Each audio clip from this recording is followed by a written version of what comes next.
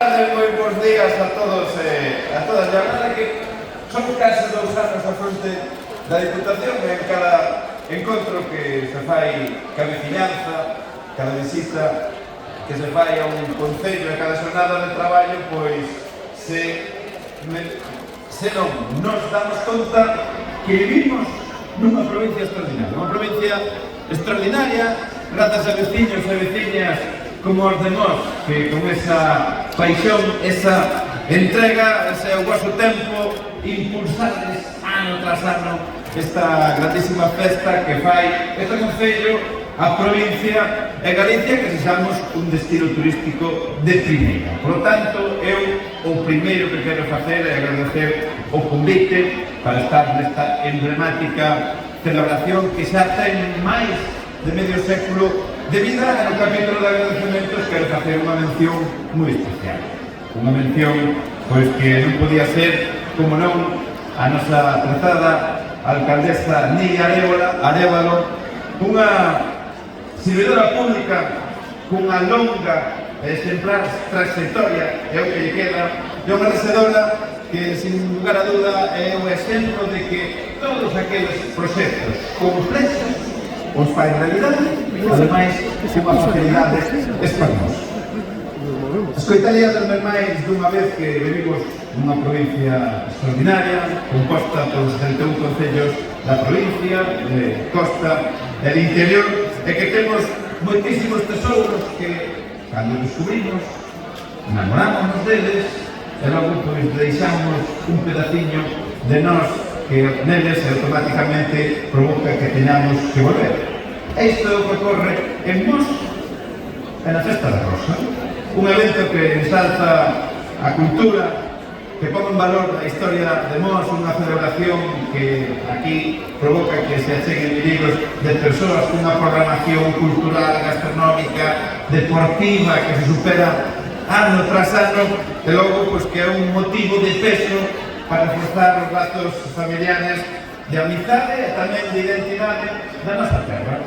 E son estes argumentos que veñen e que teño que recoñecer a miña fascinación pola implicación de toda a veciñanza nesta festa.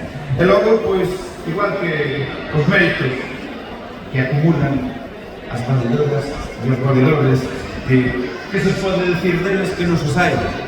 Ana Pastor, que tiño que marchar, que vai para Badaxoz, e tiña un longo percorrido, pois unha muller que entrega a súa vida para facer mellor a nós. Javier Guillén, o artífice da alianza Rías Baixas, la Vuelta Ciclista a España. Román Rodríguez, un gran valedor da cultura dentro e fora da provincia de Pontevedra. Carlos Mourinho, que sentou as bases do gran proceso da Fouteza e do Eurocelta, do que tanto estamos a disfrutar. O cineasta Daniel Sánchez Areva. Vamos a ver. Si na ecuación temos todo o teu talento e ademais eso lle introducimos as localizacións que hai aquí nesta provincia, todas as nosas tradicións, pois, lógicamente, o resultado é unha grandísima obra de arte como a que fixeches. E logo, os residentes de Mos en Bos Aires que demostran que o amor por esta terra non entende de distancias. E, por suposto, a Rosiña de Martina Sane, que nos ven a decir que se en Pontevedra somos unha potencia do deporte, por figuras como a túa. Así que xa digo, contribuir a esta festa, contribuir a colaborar para que as nosas tradicións se ensalcen e construir un destino turístico ligado á cultura e ao territorio, pois non é só un exercicio de responsabilidade, senón que é un orgullo e un privilegio. Así que, queridas veciñas e veciños, non me estendo máis, disfrutade desta 52 edición da Festa da Rosa, que ainda quedan outras tantas, polo menos eu quero reiterar, xa digo, o meu agradecemento por convidarme, reafirmar o compromiso da Diputación co Concello, ca Alcaldesa, ca Festa da Rosa e por suposto con toda a veciñanza e convidar a todo mundo que veña a descubrir os tesouros que hai en Mos, en calquera das 10 parroquias. Entre eles, o alto do Castro del Ville, que este ano vai a decidir quen vai ser o campeón de la Vuelta.